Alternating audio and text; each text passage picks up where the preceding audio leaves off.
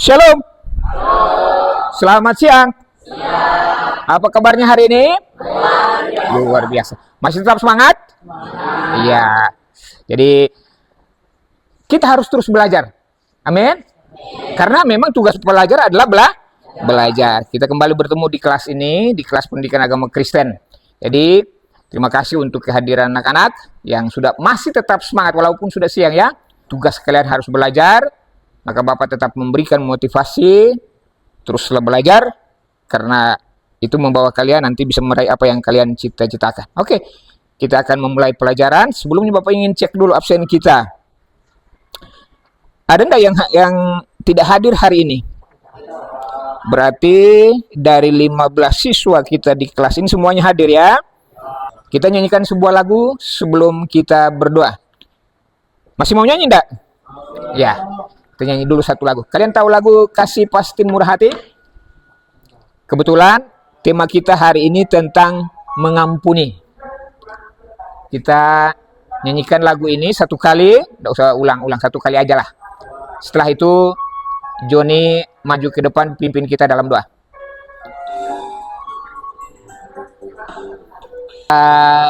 Kasih pasti lemah lembut, kasih pasti memaafkan, kasih pasti murah hati, kasihmu Tuhan.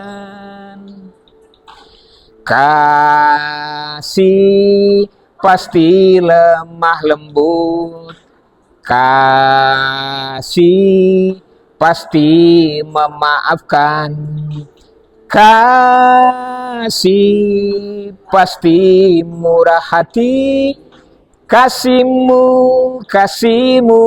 Tuhan. Ajarilah kami ini saling mengasihi, ajarilah kami ini saling mengampuni, ajarilah kami ini kasih-Mu ya Tuhan, kasih-Mu kudus tiada batasnya. Oke, nggak usah panjang-panjang. Silakan Joni berdoa.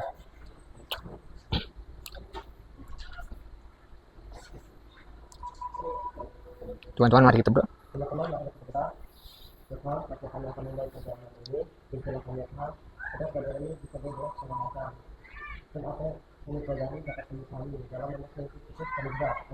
Amin. Baik, terima kasih Joni yang sudah memimpin kita dalam doa.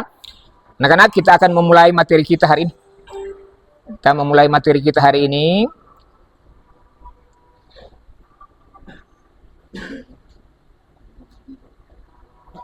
Ya, hari ini kita membahas tentang tema meneladani Yesus dalam mengampuni. Meneladani Yesus dalam mengampuni. Kita buka di Alkitab di Yohanes pasal 8. Kita buka dulu Yohanes pasal 8. Tapi kita tidak usah baca karena nanti ada videonya, nanti Bapak putarkan. Yohanes pasal 8. Intinya kalian tahu bahwa cerita atau firman Tuhan tentang hal mengampuni salah satunya terdapat di dalam Yohanes pasal 8 ketika Tuhan Yesus mengampuni seorang perempuan yang kedapatan berbuat zina. Nah, jadi itu nanti kalian bisa baca di rumah lah. Tapi kita akan apa tujuannya akan kita dapatkan setelah belajar tentang tema ini, karena ada sesuatu yang harus kita dapatkan di akhir dari setiap pelajaran. Karena belajar tanpa tujuan itu tidak ada artinya. Kita harus punya tujuan. Apa tujuan yang akan kita dapatkan dalam membahas tema ini? Tujuan yang pertama, setelah kita membahas tentang meneladani Yesus dalam hal mengampuni, maka tujuan yang pertama yang harus kita capai adalah yang pertama, siswa harus bisa menyebutkan apa? Menyebutkan teladan Yesus dalam mengampuni. Terus yang kedua apa? Menjelaskan alasan manusia mengampuni sesamanya. Kenapa harus mengampuni? Nanti kita bahas materinya. Terus yang ketiga, iya, menjelaskan Allah menyelamatkan manusia melalui Yesus Kristus. Nanti kita bahas, tapi ini tujuan. Dan yang terakhir adalah menceritakan peristiwa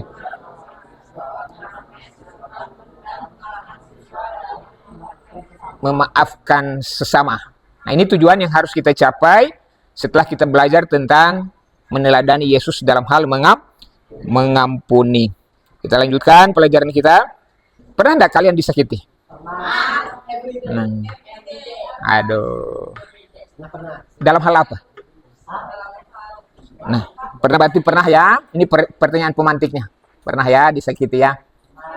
Terus seperti apa bentuknya orang yang menyakiti kamu? Seperti verbal atau fisik? Verbal itu maksudnya lewat kata-kata. Kayak dia menghina, dasar apa lu? Itu kan enggak boleh tuh. Itu menyakiti dalam bentuk verbal. Lain halnya kalau menyakiti dalam bentuk fisik, ya ditinjunya itu fisik. Adakah yang pernah ninju kawannya di sini? Oh, syukurlah. Jangan ya. Nah, sebagai remaja yang belajar agama Kristen, terutama yang Kristen, jangan sampai suka meninju. Nah, verbal pun tidak boleh, ya. Tidak boleh menyakiti kawan secara verbal pun tidak boleh. Terus, apa tindakan orang tersebut setelah dia menyakiti kalian? Apakah dia bilang, masa bodoh lah? Atau dia merasa besar kepala karena dia sudah berhasil? Atau lanjut di part 2 lagi? Wah, itu perlu bertobat kawanmu itu. Ada yang gitu ya modelnya. Wow. Parah betul. Nah, bagaimana sikapmu dengan orang yang sudah menyakitimu? Alamak. Sebagai remaja Kristen, kita diajar ya.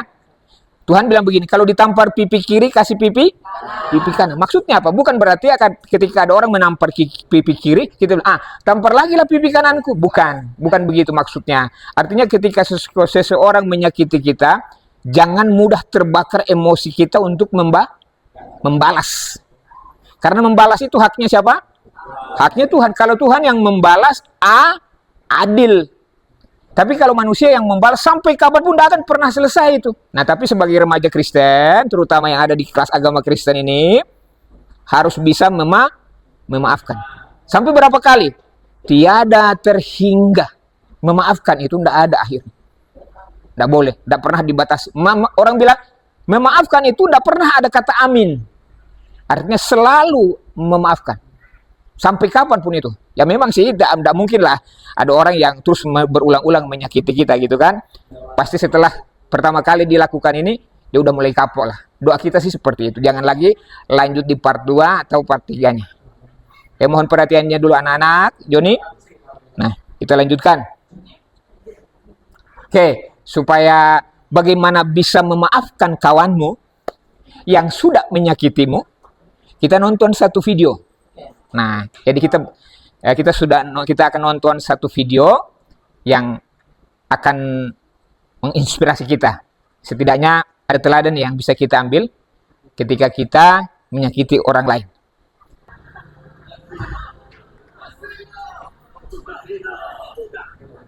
Guru, perempuan ini tertangkap karena melakukan perbuatan zina. Dalam hukum kami Nabi Musa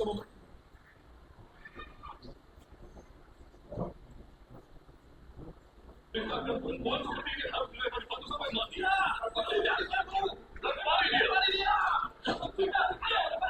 Apa pendekatannya?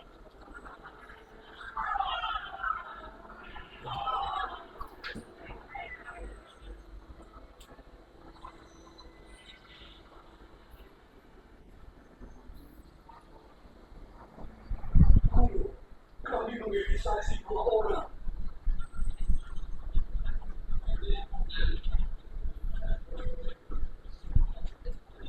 Apa yang harus kita lakukan pada perempuan ini?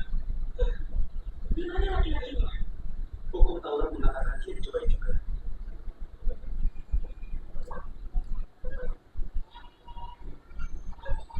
Barang siapa di antara kamu yang tidak berdosa, adalah ia yang pertama melemparkan batu kepada perempuan itu.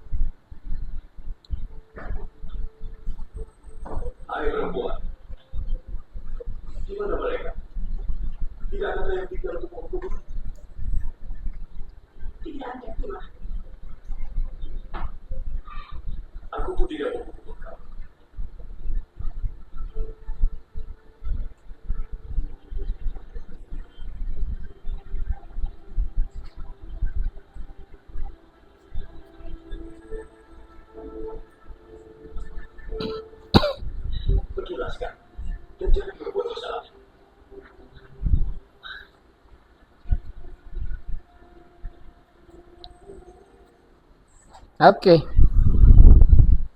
Udah nonton video tadi kan? Ya. Bisa nangkap makna dari video itu? Ada satu pertanyaan setelah video ditonton. Bagaimana sikap Yesus dalam menghadapi permasalahan tersebut? Udah tahu kisahnya kan? Udah tahu masalahnya kan? Masalahnya apa? Ada seorang perempuan yang kedapatan berzina. Dan dia dibawa oleh imam besar menghadap Yesus. Dan diminta Yesus supaya mengadili. Nah, tapi ternyata Yesus tidak mengadili. Ada satu video ini banyak yang mencoba menafsirkan dengan melihat tulisan tangan Yesus di tanah apa dan segala macamnya. Tapi Bapak mau minta dulu tanggapan kalian. Bagaimana sikap Yesus ketika menghadapi masalah tersebut? Kalian perhatikan tadi, dia diperhadapkan oleh sejumlah besar orang. Itu bukan orang sembarangan. Itu orang-orang Farisi yang tahu kitab Taurat. Ada imam besar juga di situ. Nah, yang tahu persis hukum-hukum Musa. Dia hafal, mereka itu hafal betul. Nah, bagaimana? Kalian dapat tangkap enggak sikap Yesus ketika dia menghadapi permasalahan itu? Coba berikan tanggapannya.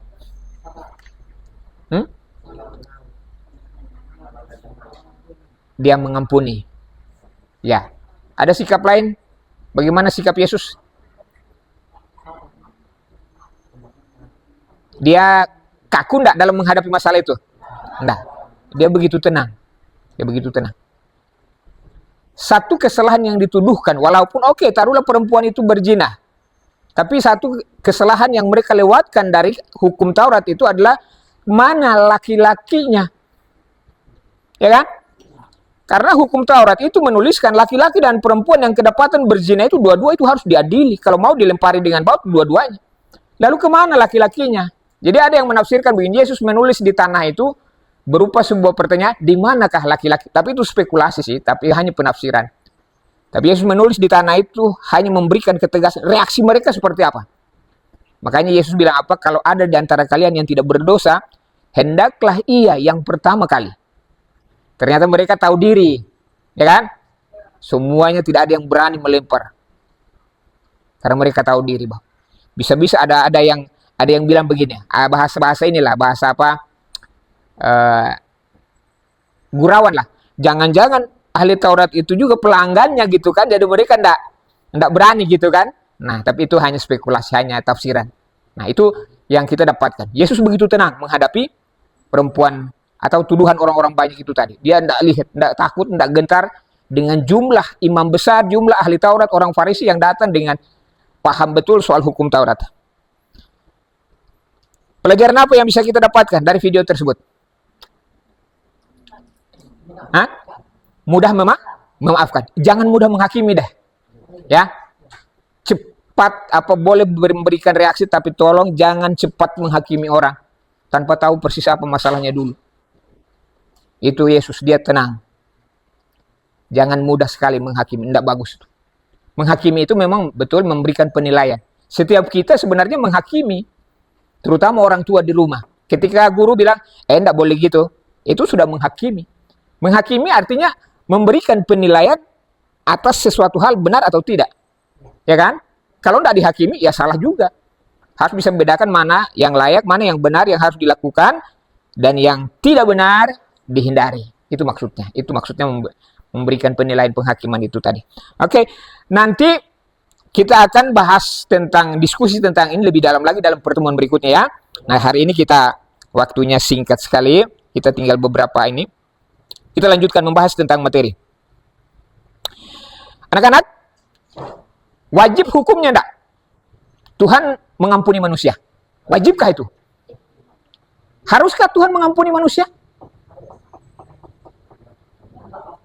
Enggak harus. Bersyukurlah sudah diciptakan kan?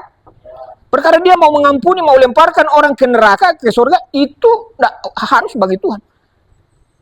Enggak harus. Nah, tapi dia lakukan itu karena apa? Kasihnya. Dalam keadilan Allah, semua orang berdosa harus dihukum. Dan hukumnya apa? Maut. Maut itu sama dengan dihempaskan kemana? Neraka. Nah, karena neraka itu dibuat untuk siapa? Tuhan tidak pernah menciptakan neraka untuk manusia. Neraka dibuat Tuhan untuk iblis, untuk om atau tante Lucifer dengan pengikut-pengikutnya. Tuhan tidak pernah buat neraka itu untuk manusia. Siapa yang tidak percaya, nah baru sama-sama dengan dia. Temani tante Lucy itu ke neraka. Itu maksudnya. Tapi jangan ya. Jangan. Hah?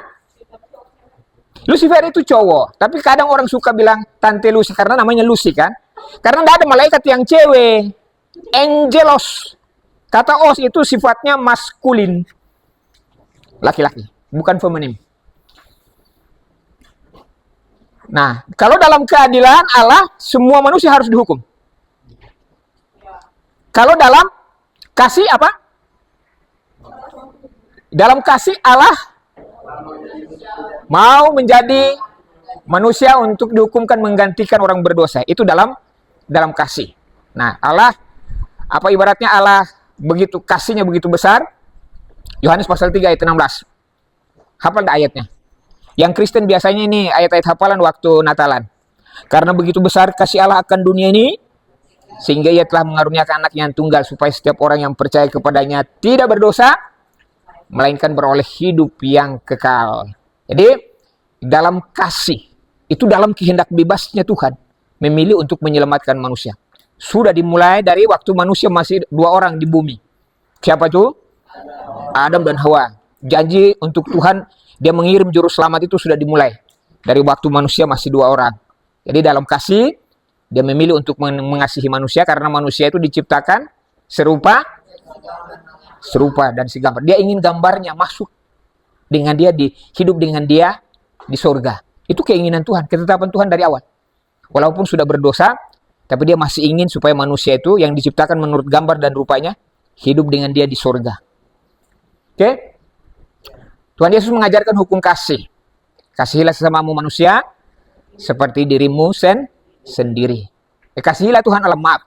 Kasihilah Tuhan Allahmu dengan segenap hatimu, segenap jiwamu, segenap kekuatanmu, dan dengan segenap akal budimu. Itulah hukum yang terutama dan yang pertama. Dan hukum yang kedua yang sama dengan itu yaitu kasihilah sesamamu manusia seperti dirimu sendiri. Kedua, jadi hukum kasih itu cuma diringkas dalam 2 ini. Mengasihi Allah dan mengasihi sesama manusia. Nah, orang yang mengasihi Allah pasti mengasihi sesamanya. Nah, tidak bisa dijalankan satunya. Dua-duanya harus dijalankan bersama-sama. Oke, kita lihat pengampunan. Tema kita tentang apa tadi? Tentang meneladani Yesus dalam mengampuni. Ada para ahli memberikan pengampunan. Secara singkat ya. Secara singkat, pengampunan dalam pengajaran Kristen adalah pembebasan dari dosa atau kesalahan, dan ini merupakan anugerah Tuhan kepada manusia. Ini pandangan umum. Nah, ada satu orang yang namanya Franz Mardohar. Orang mana dia kira-kira? Mardohar, Porulian, Lumban Tobing, dan Supriyadis Siburian. Orang mana? Orang Batak. Sama dengan Lubis itu. Masih tetangga aja Lubis. 2 orang ini, 2 orang mungkin hamba Tuhan, teolog. Mereka bilang mengampuni ialah suatu tindakan yang dilakukan untuk tujuan pembebasan dari tuntutan karena melakukan kesalahan atau kekeliruan. Itu arti atau definisi dari mengampuni. Dan yang terakhir, masih juga orang Batak, namanya Marga Siregar, Jundo Parasian Siregar. Mengampuni terbentuk dari kata ampun, yang berarti pembebasan dari tuntutan karena melakukan kesalahan atau kekeliruan. Mengampuni artinya memaafkan. Bisa juga artinya memaafkan.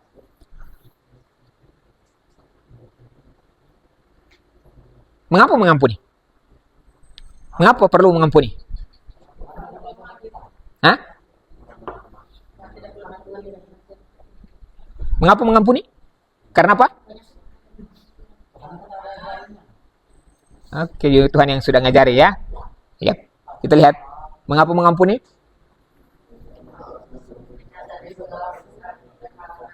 Karena Allah sudah mengampuni kita dari segala dosa kita melalui kematian Yesus di kayu salib. Dosa kita sudah dibebaskan. Artinya sudah ditanggung oleh Yesus. Sebesar apapun dosamu, tidak ada satupun yang tidak ditanggung oleh Yesus. Nah, dosa masa lalu, dosa saat ini, dan dosa yang akan datang pun sudah dibereskan.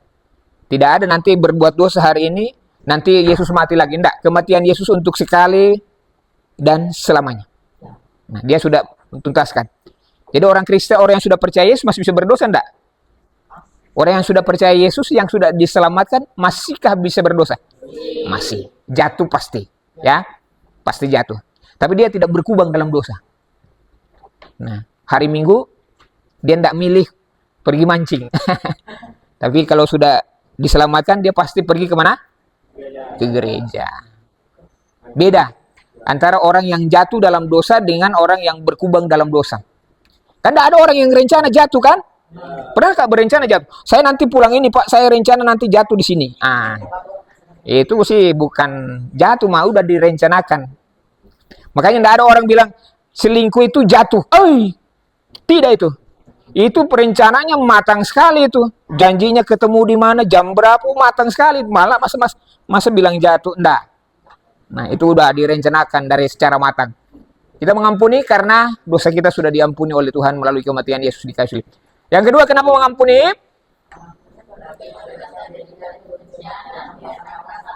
Iya. Beban itu artinya lepas. Kalau kau tidak ngampuni, kalau anak-anak tidak bisa bebannya berat loh. Berat beban.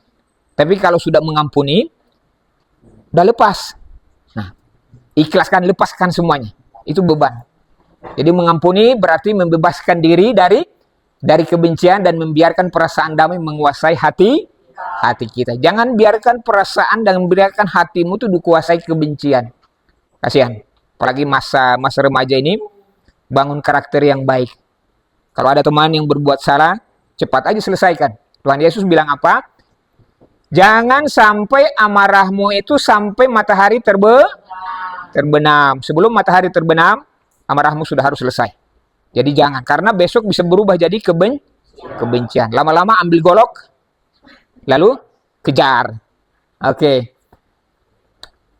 Mengampuni tidak mengubah masa lalu, tapi mencerahkan masa depan. Oke. Ya. Ini makna mengampuni. Mengampuni artinya memaafkan seseorang dengan tulus ikhlas. Jangan dengan berat hati, harus tulus dan ikhlas. Jangan dengan beban. Oke. Ya. Ini kesimpulan yang kita dapatkan hari ini. Yang pertama, hendaklah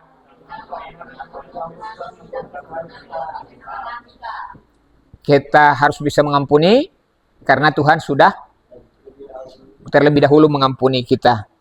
Yang kedua,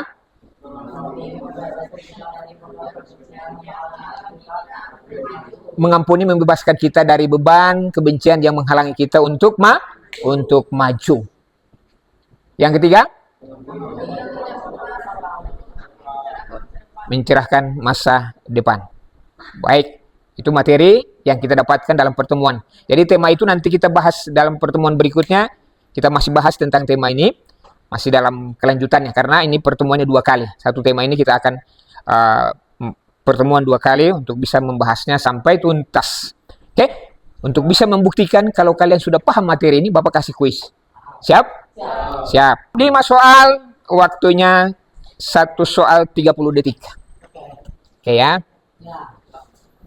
Kuisis, buka apa? Scan QR-nya. Udah. Nanti kalau yang masuk lewat Google pakai ini, pakai kode.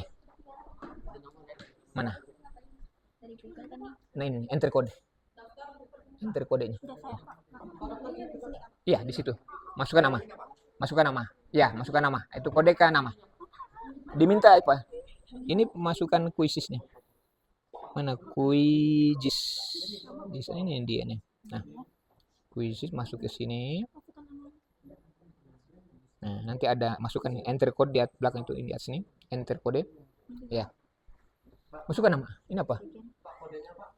Masukkan kode. Kodenya itu 221 6 digit itu. Masukkan kode 6 digit itu. Kode itu di atas 221 276. Kembali ini kembalinya mana kembali. Nah, enter kode masukkan kode. Nah, nanti masukkan kode itu 221 221. Lihat di sana. 221 276. 276. 276. Ah, oke. Gabung, join. Nah, oke, masukkan nama. Siap? Waktu ya, anak-anak. Mulai, kita mulai. 5 soal pilihan ganda. Ini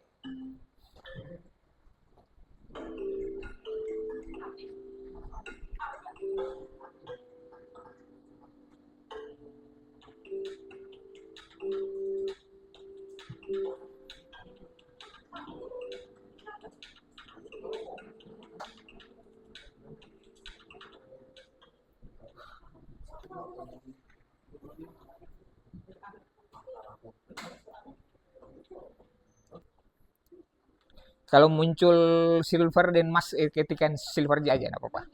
Mana? Udah. Oh, udah. Cepat ya, saya. Oke, ya. Nah. Dia silver aja di bawah. Nah, klik di situ. Lanjut. Ada 100 semua? Ada. Sip. Udah semua? Waktunya otomatis. Karena Bapak setting waktunya cuma berapa menit? 5 menit ya. Nah, jadi langsung selesai. Nomor 1 siapa tadi? Siapa nomor 1-nya tadi? Tepuk tangan untuk Davino. Nomor 2 siapa tadi? Yang nomor 2, nomor 3.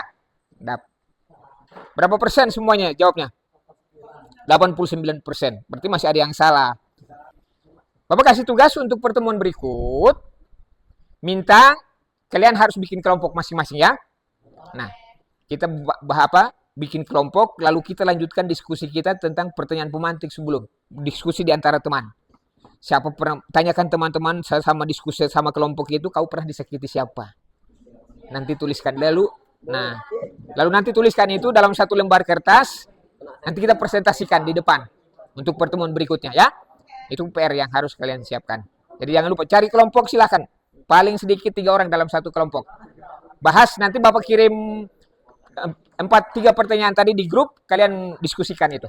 Dan minggu depan kita presentasi, tugas itu di depan. Oke ya? Oke. Terima kasih anak-anak. Jadi pelajaran kita sampai di sini, ada banyak hal yang sudah kita dapatkan. Satu hal yang harus kita dapatkan bahwa jangan pernah menyimpan dendam. Tidak bagus itu. Itu kau nyimpan dendam sama artinya dengan cekik leher sendiri. Yang kedua, harus berani meminta maaf. Jangan juga terlalu besar kepala lah ya. Memberi maaf itu bukan berarti harus mengalah, hendak. Justru itu bukti seorang yang baik. Seorang prajurit itu harus bisa, kalau salah harus meminta maaf. Tidak bagus kalau menyimpan dendam ya. Apalagi masa depan kalian yang masih panjang ini, harus mudah memaafkan. Karena memaafkan itu memang tidak, mengampuni itu tidak mengubah masa lalu, tapi mencerahkan masa depan. Itu soal kuisisnya tadi. Oke. Terima kasih anak-anak. Sampai siapa yang pimpin kita dalam doa penutup hari ini? Oke, siap pimpin doanya. Pimpin doanya. Langsung aja di depan.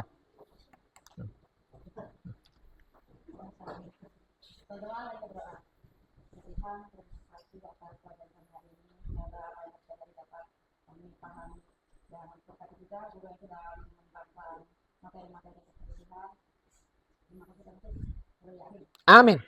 Oke. Terima kasih banyak. Tuhan Yesus memberkati kita semua.